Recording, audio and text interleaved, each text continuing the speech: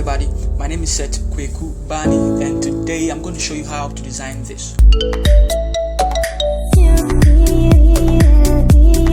Let's go into Photoshop. Alright, so let's pull our image, and the first image we are going to use is this. Let's drop it in there, and then resize it, Ctrl 0. Now let's bring our second image. Let's use this. I'm going to leave it in the description for you to use. Hold Alt and then drag it out. Let it fill the entire canvas. And so we have this now. So now let's set it to lighten. Set it to lighten. And then let's give it a mask. Now you can see our shape in here somewhere, but then it's too much. So let's click on our brush B. And then let's set opacity to 48. And then let's just clean it. Make sure also here is black. And then clean around it. Yep. So you want to make sure here is totally cleaned. Also want to make sure here is totally cleaned.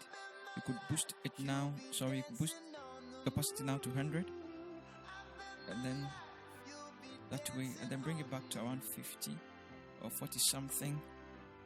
And then pull it down like that. Okay. So now we have something like this.